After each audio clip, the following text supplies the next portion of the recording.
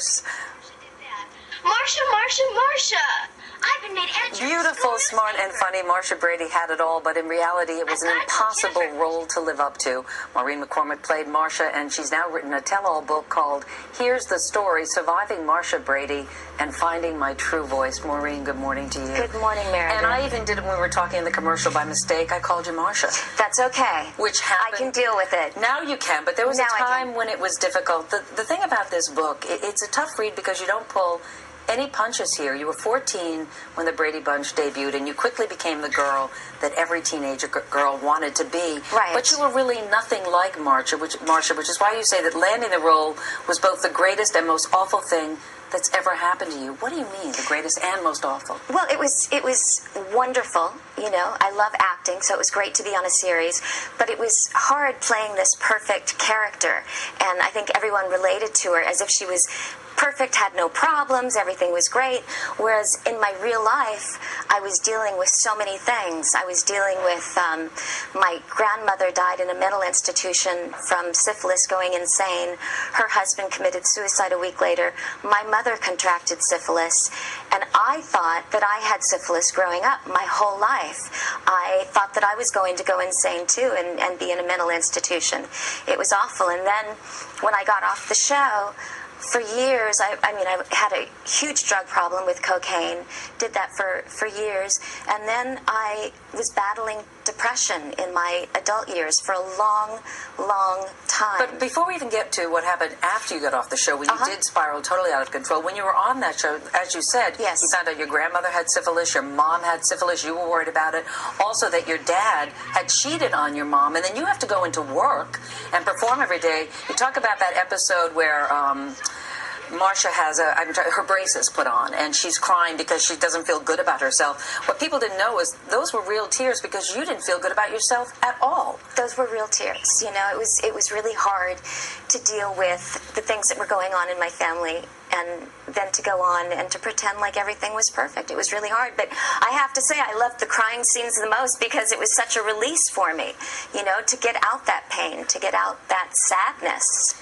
When the show was over, you went back to finish your senior year in high school, and then you did begin to spiral out of control. You talk about drug abuse, bulimia, you had 2 abortions, you admit in the book that you suffered from paranoia. Yes. What was going on? You know, I think the whole syphilis thing just really did me in, and I think that was a very controlling thing my whole life. I mean, up until very, very recently. I think that Even you did not have it. Even though I didn't have it, I thought that I was, and that I was going to die in an institution. But I think what was going on was I was looking for myself, searching for myself, but trying to numb out all the pain and all the sadness and all the things that I was going through. And I did that with cocaine and bulimia. And do you remember was there a point where you felt I've reached rock bottom? Yes. There was a point when I reached rock bottom when I had been up for 3 days. I was playing solitaire in my closet in Westwood, California. And I was supposed to be screen testing for the Brady brides, the husbands. And my agent came to the door, was pounding on the door. I didn't show up at Paramount. And he was pounding at the door. I wasn't answering. I went into the closet more to hide. Had been up for 3 days doing drugs. And he finally had to come up through the patio and break into my place. Yeah, he climbed a ladder up to your room. He did. Right? He tore off my clothes, threw me in the shower, and said, "We're going to Paramount." And I had to deal with all these people that had known me forever, but had not known what was really going on. And I had to deal with the fact that I had a real problem, that I needed help. And it was hard. And a really unfortunate thing was, too, I ended up getting treated by Dr. Eugene Landy, who was Brian Wilson's shrink, who was awful. Who really I have to set say, you back, yeah. He set me back so much. He put me on drugs. I didn't know whether I was going or coming, and you know what he did to Brian was just awful. Well, the good news is that you did come through all of this, and there were other setbacks after that as well. You were diagnosed with depression, and now are being treated for that. Yes. But a lot of the success that you've felt is thanks to your husband Michael and your daughter Natalie, who are in your life. Are there moments even now where you are surprised that you made it through all this? Yes. Yeah, I'm surprised that I'm still alive. Yeah. But I just feel, like there's so much hope out there for people that are going through what I've been through, and, that you have to ask for help. And I hope that this book will reach a lot of those people. Do you feel like you've made your peace with Marcia Brady?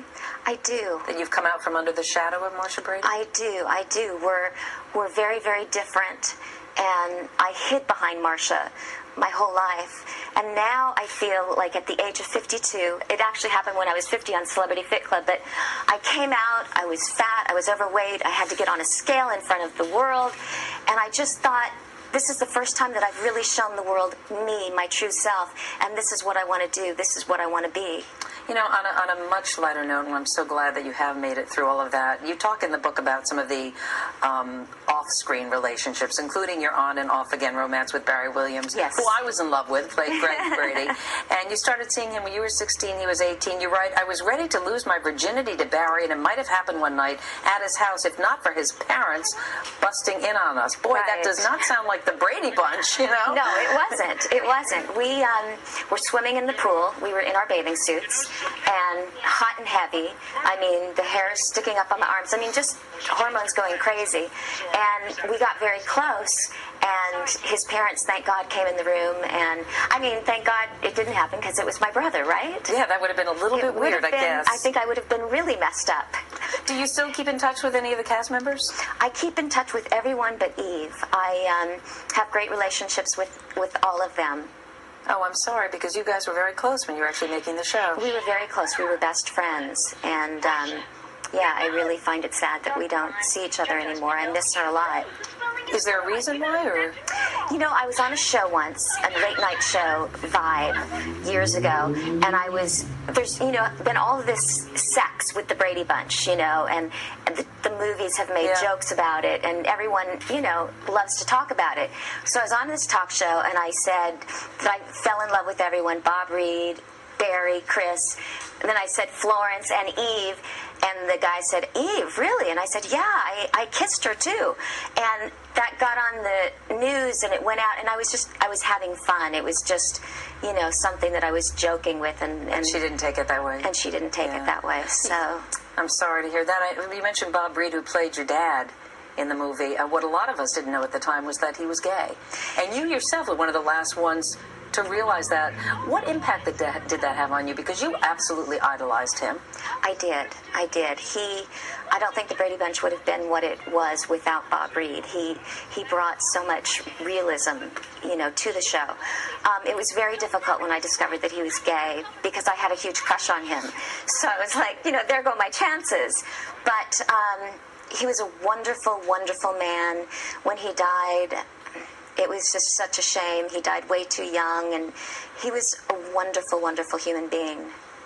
You talk about in this book, in the very beginning, the Celebrity Fit Club, sitting around the table with your husband and your daughter, deciding whether to do it, and that was the moment where you said you decided, I'm not going to lie anymore in my life. Tell me about that conversation around the table. It was amazing.